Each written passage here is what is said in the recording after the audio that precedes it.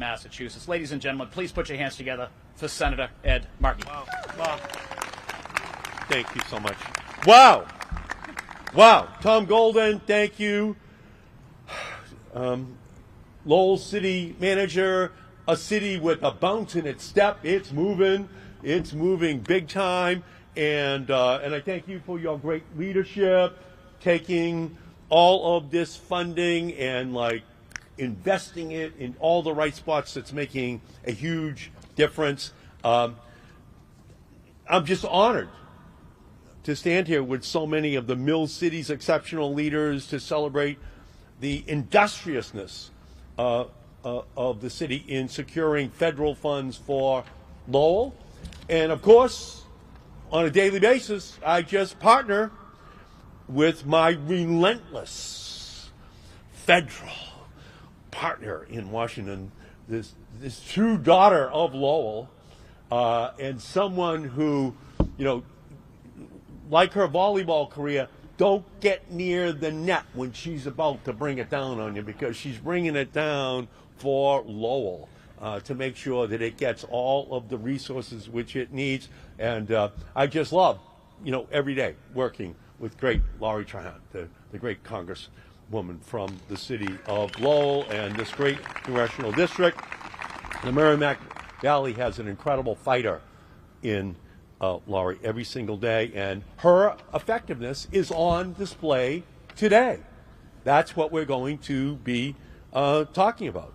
And at the municipal level, Lowell has two exceptional leaders in City Manager Tom Golden, Mayor Dan Rourke, who have shepherded this remarkable run of federal funding to the city. And we thank you for your great work on accomplishing those goals.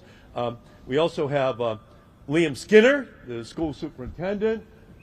We have Michael Fiato, the head of school here. Julie Zhen from UMass Lowell. We have the incredible collection of state leaders who are here. Representative Rodney Elliott, who is here. Thank you, Rodney.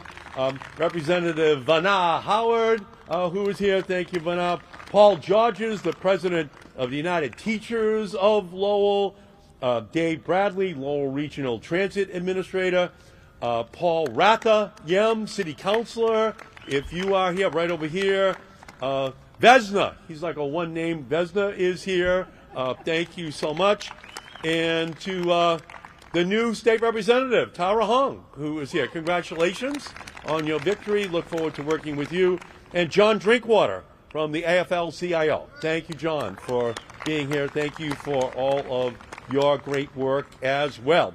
So we have the Litany of Saints who have gathered here today, and we have a lot to celebrate. Lowell was the birthplace of the Industrial Revolution, but today the city is the heart of the clean energy revolution. And this new revolution is powered not by the churn of the Merrimack River, which brought my grandparents from Ireland to Merrimack Valley to work, but now by a rush of federal dollars flowing into Lowell.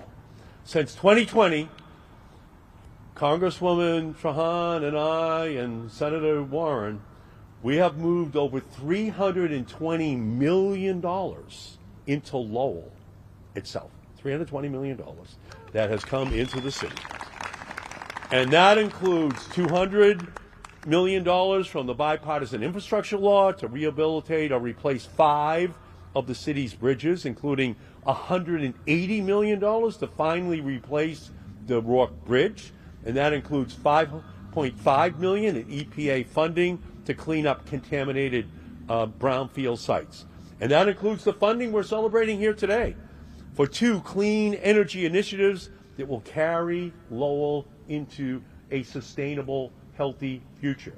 We are proud to mark $6.8 million for the Lowell Regional Transit Authority to support their transition from diesel-powered buses to hybrid electric buses, heading for the future, and $15.3 million for heating and cooling upgrades in the Lowell public schools. And Lowell, we are fortunate that if you dream it and if you design it, then Congress and the Biden-Harris administration, partnering with your congressional delegation, can help to deliver it. This federal funding to Lowell is historic and it is unprecedented in the history of Lowell. What makes Lowell special is that this federal windfall is not caught up in the branches. Instead, it is reaching into the grassroots and serving the communities that it needs the most. Federal dollars serve drivers on their way to work who won't have to grit their teeth while crossing the city's new reliable bridges that we were able to get the federal funding in order to restore those bridges to their former glory. Those bridges will also be safer for cyclists and pedestrians, especially for commuter students at UMass Lowell and for the Acre, Lowell's Cambodian American community and the generations of immigrants who have called the neighborhood home. Federal dollars serve residents of upgraded Lowell Housing Authority properties and people experiencing homelessness or housing insecurity. Federal dollars serve students and scientists at UMass Lowell who, thanks to the great leadership of Chancellor Chen, are using the National Science Foundation and EPA grants to pursue life-saving research to fight toxic chemicals. Thank you, Madam Chancellor. Federal dollars serve riders. She deserves it. Federal dollars serve riders who rely on the Lowell Regional Transit Authority, especially those who are the highest users of public transit. Riders of color, lower income riders, and riders with disabilities. The LRTA's new buses will be more reliable, be better for our climate, and protect the health of riders and residents along major transit corridors. And of course, federal dollars serve Lowell Public Schools, where we celebrate today, with up to $15.3 million through the Department of Energy's Renew America's Schools program. Lowell will make energy efficiency and climate resilience upgrades so that students and school staff can keep learning safely in healthy classrooms, free of leaks, free of contaminants. Lowell Public Schools have amongst the most diverse student bodies in the country. 77% of students identify as non-white, and the student body speaks nearly 70 languages. They are the next generation of educators, doctors, social workers, public servants, carpenters, pipe fitters, everything in our society. But nearly 80% of Lowell's public schools are lacking cooling options. And during heat waves, classroom temperatures have soared above 90 degrees. Students can't learn, educators can't teach safely under those conditions, leading to learning loss that affects students and whole communities. And we know because of the climate crisis and the science that's taught at UMass Lowell and here at Lowell High School, we all know it's going to keep getting warmer and warmer and warmer. This October is a good comparison to what September used to be. We're now living September in October. That's how nice it is for right now. But it's going to keep getting warmer and warmer. We now have Philadelphia's temperatures from 1970. But in New England, in Lowell, we're now 5 degrees warmer in the winter than we were in 1970. And it's only going to get warmer, and we have to build in the protections. So that is without question what we're here today to celebrate. This grant, we're assuring Lowell's school buildings will be at the top of the class. There will be more learning and less fossil fuel burning. All students should have the same opportunities to learn in a safe, resilient, supportive classroom, and that is why I introduced the Green New Deal for public schools with support from Congresswoman Trahan to provide revolutionary investments to upgrade every public school building in the country, and that starts today right here in Lowell, so that we build in the sustainability, the resilience which these schools are going to need. And when Congresswoman Trahan and Senator Warren and I passed the American Rescue Plan and the bipartisan infrastructure law, the people of Lowell were front and center in our minds to make sure the funding would be there for Lowell, for this school. And we know we cannot stop there. These federal investments cannot be once in a generation. Together we must lift our gaze to the constellation of possibilities for Lowell, for our state, for our Commonwealth, for the entire nation. That is what our challenge is. And we have to absolutely be guaranteeing that we ensure that the next set of aging bridges also get the upgrade which they need as well. So I'm grateful to have helped secure these investments and to have such stellar partners at all levels of government. So I thank all of you for everything that you do every single day. And it is now my pleasure to introduce my indispensable, my indefatigable partner in the United States Congress, the great Laurie Trahan.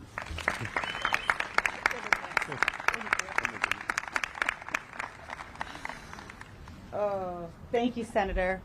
By far the best introduction, and a few new vocabulary words as well. Thank you, everyone, for joining us here this afternoon. It is great to be back here at Lowell High School.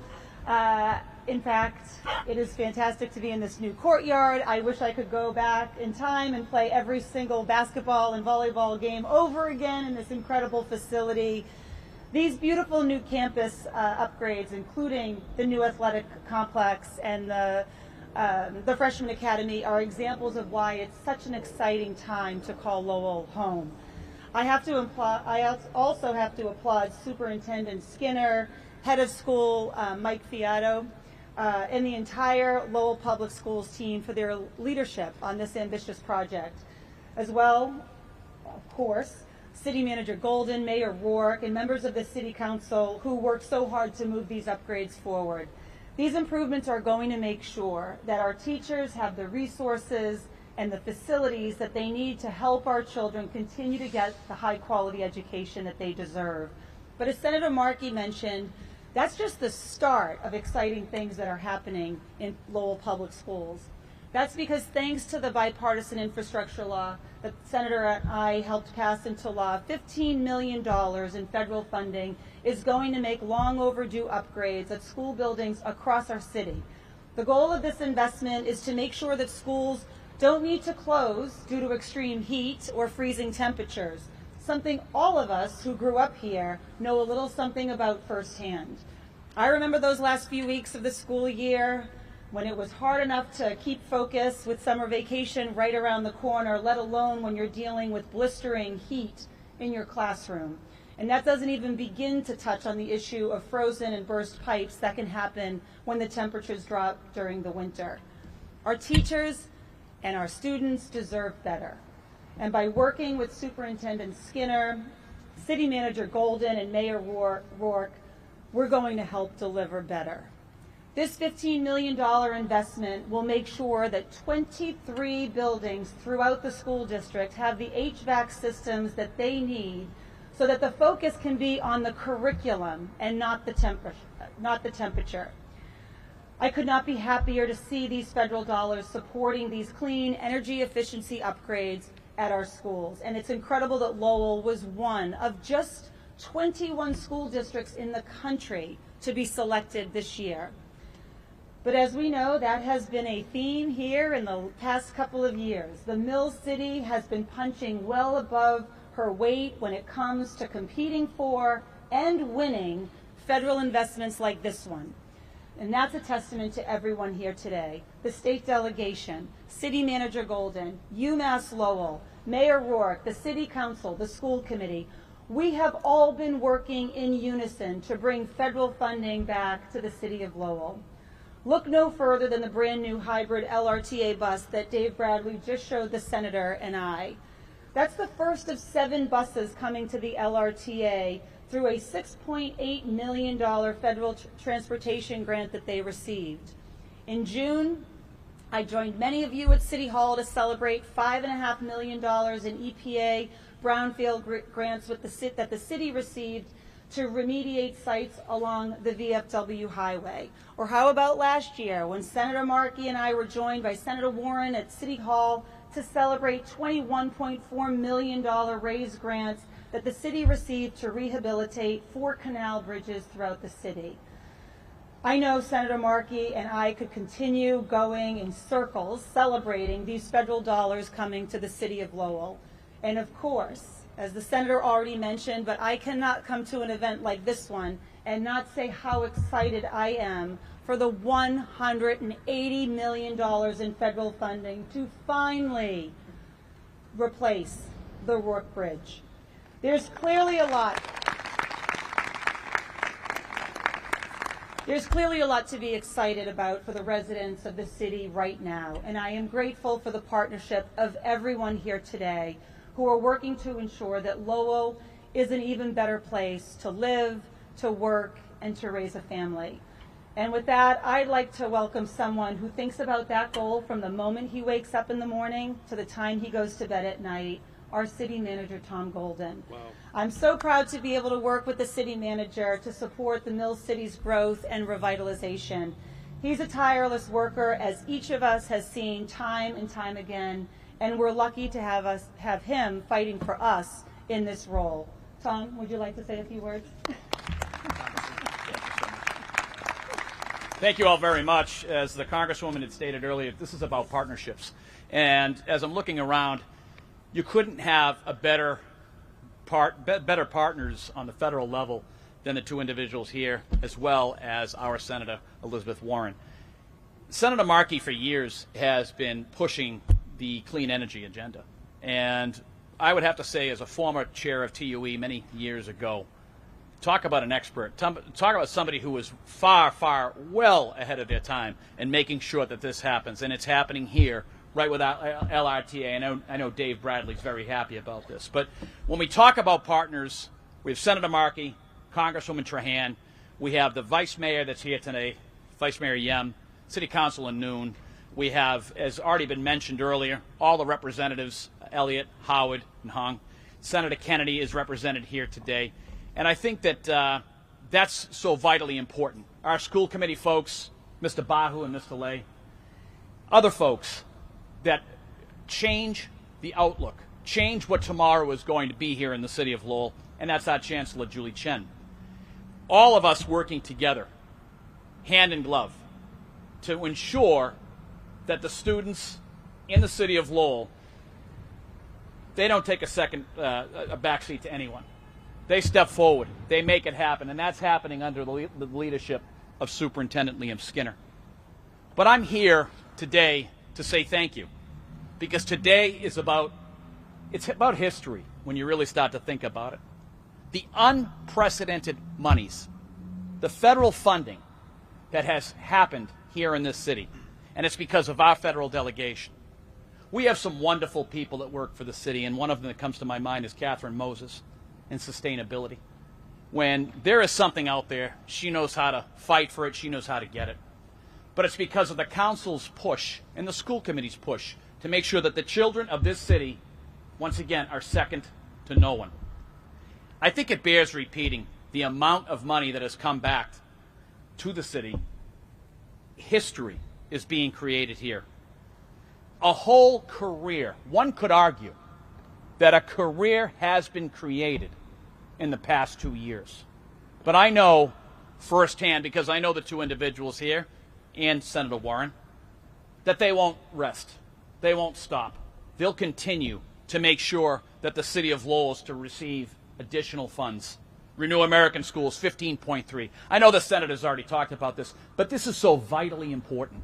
It's vitally important to our city. It's vitally important to our students and our teachers. The money coming back for our federal programs in transit of $6.8 million. The raised grants of $21.4 million. That's not something the city would be able to do without our friends and the people that fight for us every single day in the federal government as well as the state government. And once again, it's been brought up, but you cannot speak enough about the Rourke Bridge. The Rourke Bridge, $180 million. And it is starting.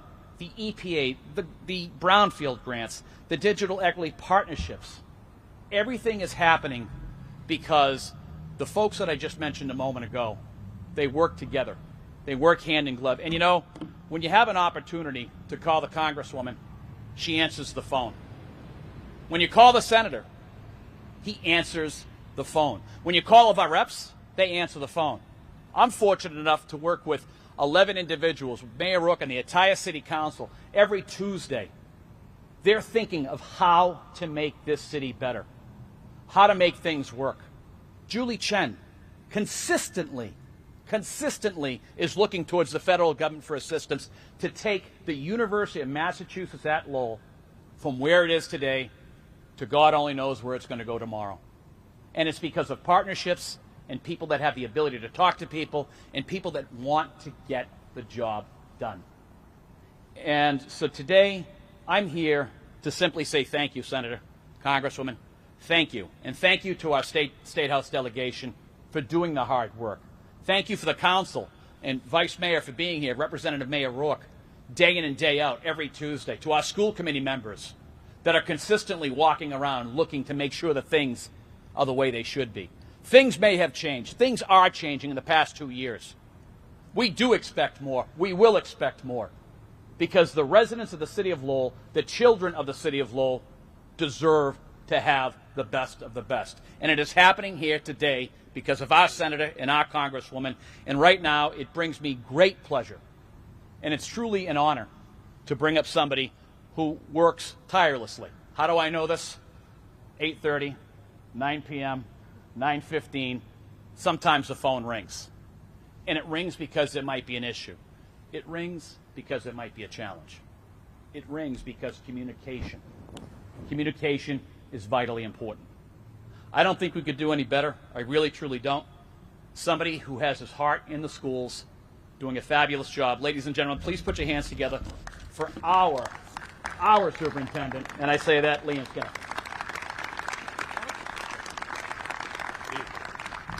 Thank you, everyone.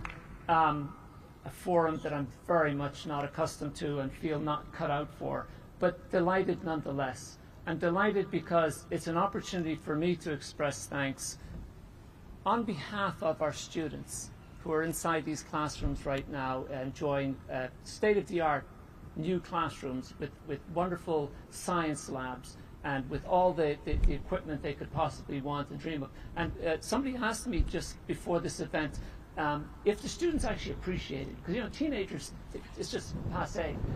It's not.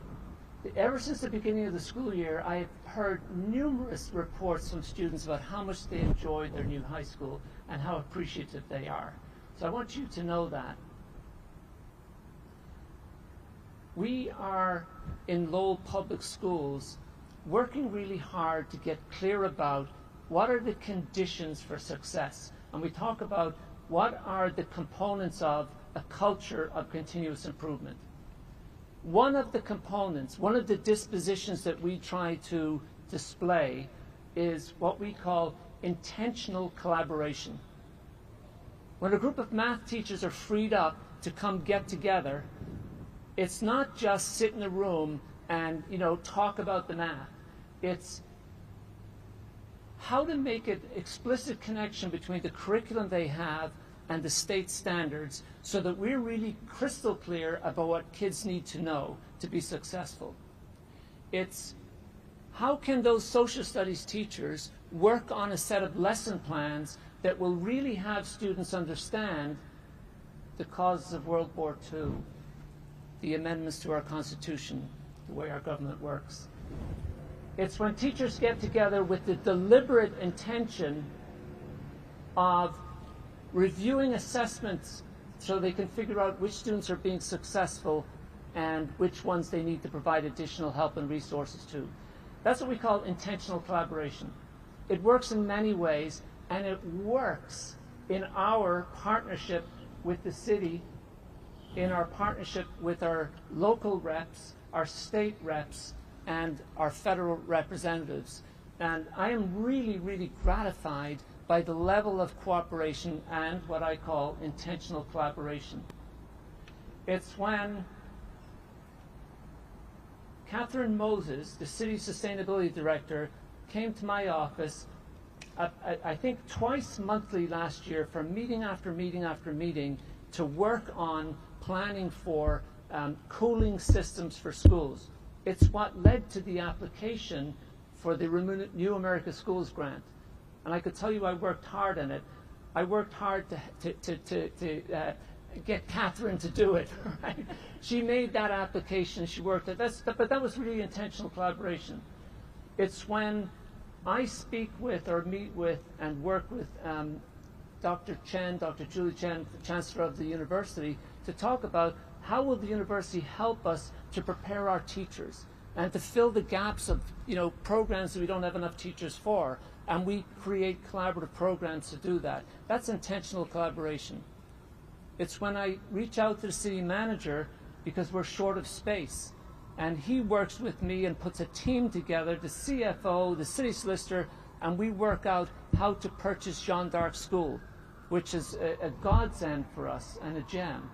So these are really terrific examples of intentional collaboration that I'm aware of, and the culture around that, where we have state representatives and city officials who are really working to make sure that we're successful in our schools. It makes me want to say, and if you look around you, government works. Government works for us when people work together and when they're committed. And I am really grateful to our federal representatives who, as Senator Markey said, when we design it, when we think about what we need and we write it out and we plan it out, they can come through for us with the funds to make it happen. And although Senator Markey kept saying the future, right? We are very, very excited about the future because of the support that we've received. But you're seeing the future in the development all around you of this beautiful building. Thank you for your commitment. We know that what you do in Washington, D.C. to get the funds for us is a lot of work. We do not want to know what it looks like, right? But we're very grateful for the results of your hard work and your support for our school system. On behalf of the students and this community, thank you everyone for your support.